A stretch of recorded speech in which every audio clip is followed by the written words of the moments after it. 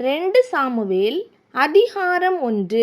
சவுல் மரித்த பின்பு தாவீது அமலேக்கியரை முறிய அடித்து சிக்லாகுக்கு திரும்பி வந்து 2 நாள் அங்கே இருந்த பிற்பாடு 3ஆம் நாளிலே ஒரு மனுஷன் சவுலின் பாளையத்திலிருந்து புறப்பட்டு தன் வஸ்திரங்களை கிழித்து கொண்டு தன் தலையின் மேல் புழுதியை போட்டுக்கொண்டு தாவீதினிடத்தில் வந்து தரையிலே விழுந்து வணங்கினான்.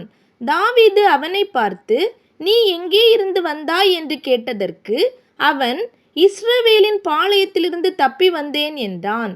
தாவீது அவனை பார்த்து, நடந்த செய்தி என்ன சொல் என்று கேட்டதற்கு அவன், ஜனங்கள் யுத்தத்தை விட்டு முறிந்தோடி போனார்கள்.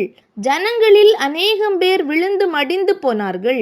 சவுலும் அவன் குமாரனாகிய யோனத்தானும் மடிந்தார்கள் என்றான். சவுலும் அவர் குமாரனாகிய யோனத்தானும் மடிந்து போனது உனக்கு எப்படி தெரியும் என்று தாவீது தனக்கு அதை அறிவிக்கிற வாலிபனிடத்தில் கேட்டதற்கு அந்த வாலிபன், நான் தற்செயலாய் கில்போவா மலைக்கு போனேன். அப்பொழுது இதோ சவுல் தம்முடைய ஈட்டியின் மேல் சாய்ந்து கொண்டிருந்தார். இரதங்களும் குதிரை வீரரும் அவரை தொடர்ந்து நெருங்கினார்கள். அவர் திரும்பி பார்த்து என்னை கண்டு கூப்பிட்டார். அதற்கு நான், இதோ இருக்கிறேன் என்றேன். அப்பொழுது அவர், நீ யார் என்று என்னை கேட்டார். நான் அமலேக்கியன் என்று சொன்னேன். அவர் என்னை நோக்கி, நீ என் அண்டையில் கிட்ட வந்து நின்று என்னை கொன்று போடு. என் பிராணன் முழுதும் இன்னும் போகாததினால் எனக்கு வேதனையாயிருக்கிறது என்றார். அப்பொழுது நான், அவர் விழுந்த பின்பு பிழைக்க மாட்டார் என்று நிச்சயித்து அவர் அண்டையில் போய் நின்று அவரை கொன்று போட்டேன். பிற்பாடு அவர் தலையின் மேல் இருந்த முடியையும் அவர் புயத்தில் இருந்த அஸ்த கடகத்தையும் எடுத்துக்கொண்டு அவைகளை இங்கே என் ஆண்டவனிடத்திற்கு கொண்டு வந்தேன் என்றான். அப்பொழுது தாவீதும் அவனோடிருந்த சகல மனுஷரும் தங்கள் வஸ்திரங்களை கிழித்து கொண்டு, சவுலும் அவன் குமாரனாகிய யோனத்தானும் கர்த்தருடைய ஜனங்களும் இஸ்ரவேல் குடும்பத்தாரும் பட்டயத்தாலே விழுந்தபடியினால் புலம்பி அழுது சாயங்காலம் மட்டும் உபவாசமாயிருந்தார்கள்.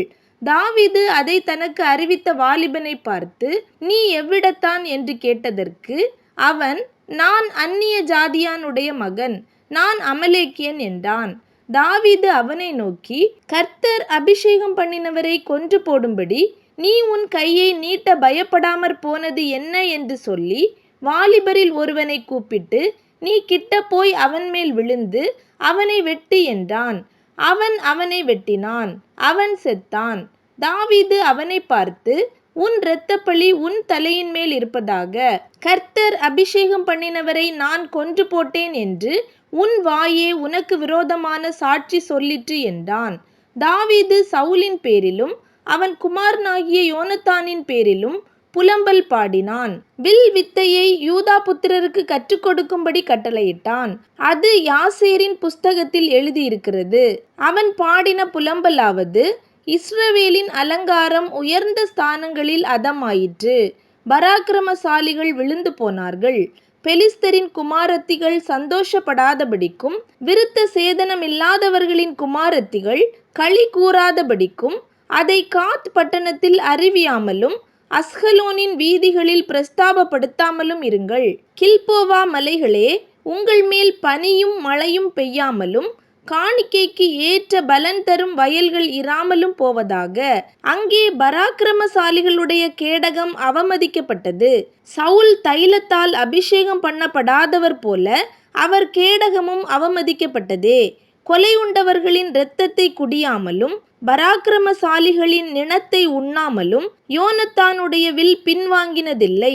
சவுலின் பட்டயம் வெறுமையாய் திரும்பினதில்லை. உயிரோடே இருக்கையில் சவுலும் யோனத்தானும் பிரியமும் இன்பமுமாயிருந்தார்கள். மரணத்திலும் பிரிந்து போனதில்லை. கழுகுகளை பார்க்கிலும் வேகமும் சிங்கங்களை பார்க்கிலும் பலமும் உள்ளவர்களாயிருந்தார்கள்.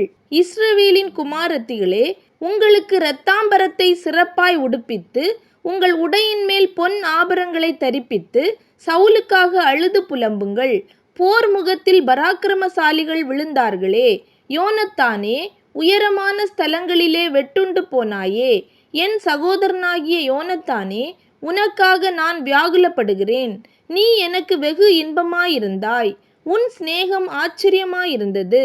ஸ்திரீகளின் சிநேகத்தை பார்க்கிலும் அதிகமாயிருந்தது. பராக்கிரமசாலிகள் விழுந்து போனார்களே, யுத்த ஆயுதங்கள் எல்லாம் அழிந்து போயிற்றே என்று பாடினான்.